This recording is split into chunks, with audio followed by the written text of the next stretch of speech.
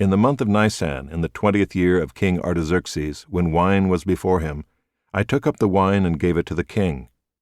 Now I had not been sad in his presence. And the king said to me, "Why is your face sad, seeing you are not sick? This is nothing but sadness of the heart." Then I was very much afraid.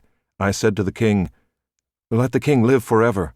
Why should not my face be sad when the city, the place of my father's graves, lies in ruins, and its gates have been destroyed by fire?" Then the king said to me, "What are you requesting?" So I prayed to the God of heaven, and I said to the king, "If it pleases the king, and if your servant has found favor in your sight, that you send me to Judah, to the city of my father's graves, that I may rebuild it." And the king said to me, the queen sitting beside him, "How long will you be gone, and when will you return?" So it pleased the king to send me when I had given him a time. And I said to the king, "If it pleases the king, let letters be given me to the governors of the province beyond the river, that they may let me pass through until I come to Judah, and a letter to Asaph, the keeper of the king's forest, that he may give me timber to make beams for the gates of the fortress of the temple, and for the wall of the city, and for the house that I shall occupy." And the king granted me what I asked, for the good hand of my God was upon me. Then I came to the governors of the province beyond the river, and gave them the king's letters. Now the king had sent with me officers of the army and horsemen. But when Sanballat the Horonite and Tobiah the Ammonite servant heard this, it displeased them greatly that someone had come to seek the welfare of the people of Israel.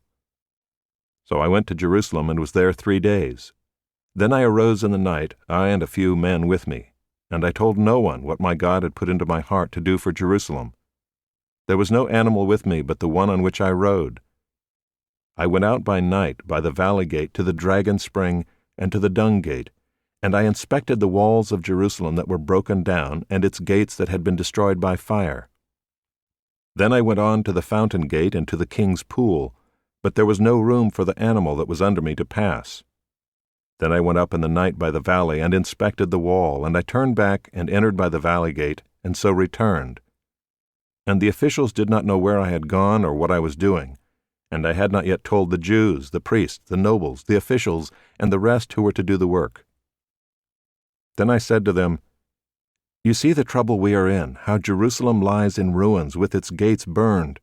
Come, let us build the wall of Jerusalem, that we may no longer suffer derision." And I told them of the hand of my God that had been upon me for good, and also of the words that the king had spoken to me.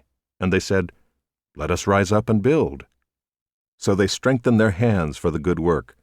But when Sanballat the Horonite, and Tobiah the Ammonite servant, and Geshem the Arab heard of it, they jeered at us and despised us, and said, "What is this thing that you are doing? Are you rebelling against the king?"